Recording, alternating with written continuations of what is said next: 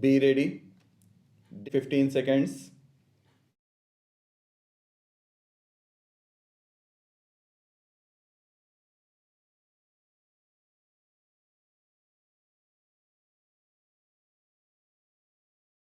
I am happy to be with you this morning to inaugurate your annual session and to attend your national conference.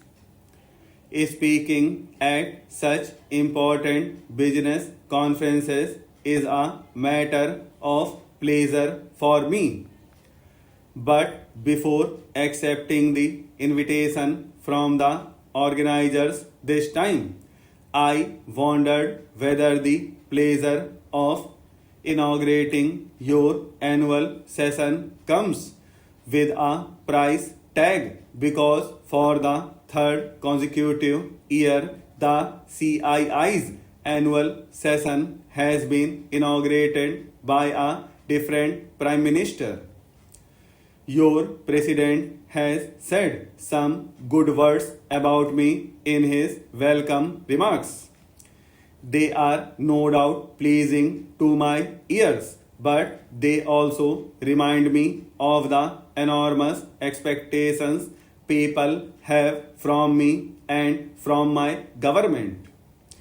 In the recently concluded general elections, the people have given a mandate to the BJP and its allies to govern. At the same time, it is a fractured mandate.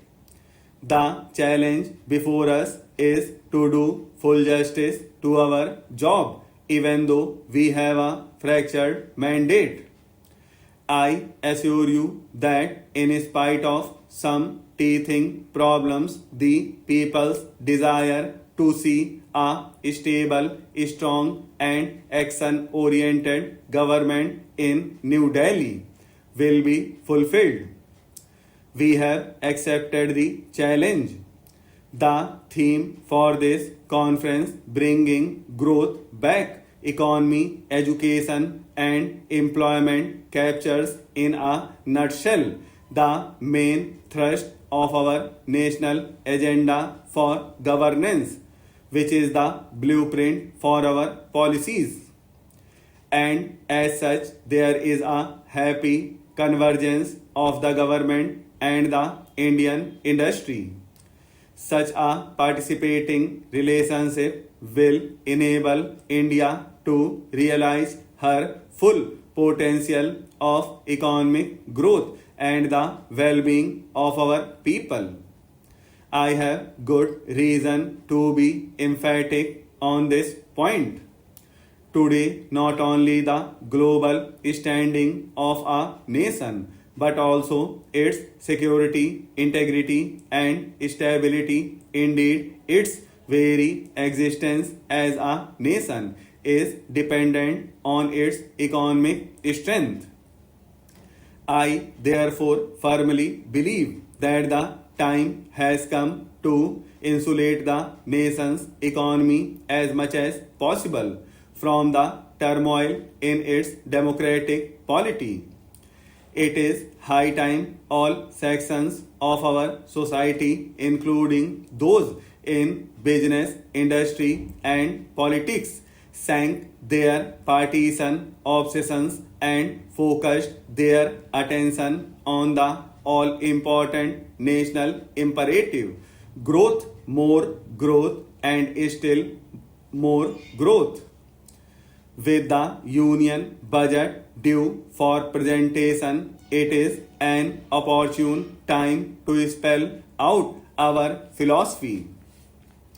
The national agenda has stated in clear and unambiguous terms that my government shall strive to develop a national consensus on all major issues confronting the nation.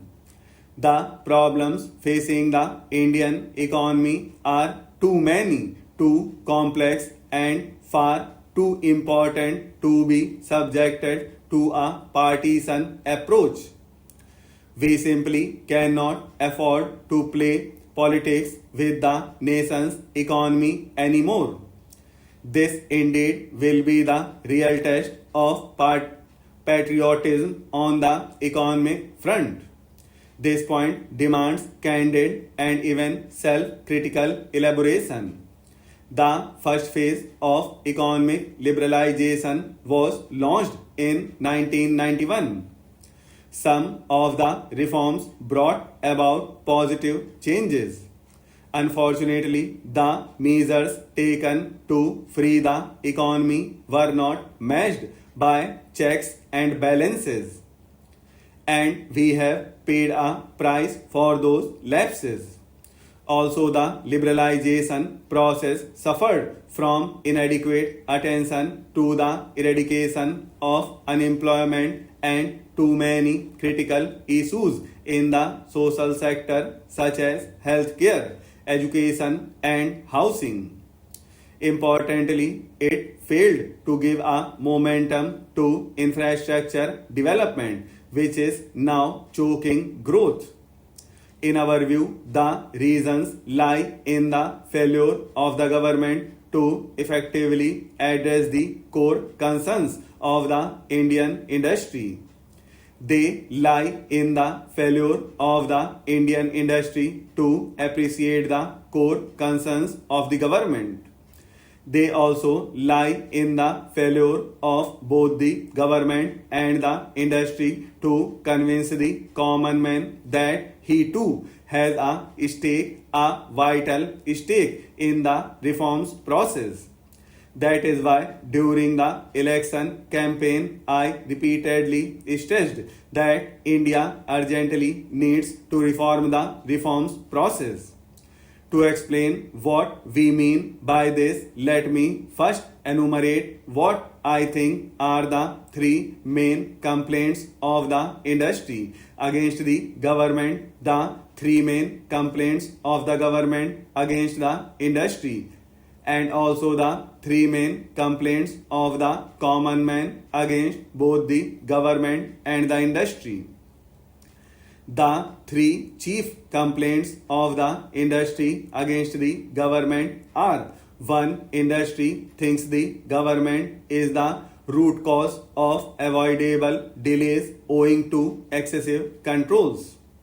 Even after 7 years of reforms, a typical industrialist is forced to spend considerable time in management of the government than in management of his own business. 2. Industry complains that the government takes too much but provides too little, and that too haphazardly. 3. The government is in all those areas of business in which it had no business to be there in the first place. Now let us look at the three chief complaints of the government against the industry. 1. Government feels that the industry does not share its social objectives. 2. The industry wants the government to govern well. I read yesterday that my friend and old colleague Jayaprakash Narayan has said recently that I should help, I forget his words, in stabilizing or in developing a strong opposition to the Congress. This is a very strange request. I believe completely in any government what it might be having stout critics, having an opposition to face. Without criticism, people and governments become complacent. The whole parliamentary system of government is based on such criticism. The free press is also based on criticism. It would be a bad thing for us if the press was not free to criticize, if people were not allowed to speak and criticize government fully and in the open. It would not be parliamentary government. It would not be proper democracy. I welcome criticism in parliament. In fact, we welcome criticism from our own party members. The amount of room we have in our own party for criticism of government's policy is great. But when Jayaprakash ji says that I should build up an opposition, does he want me to build up a bogus thing to oppose the Congress?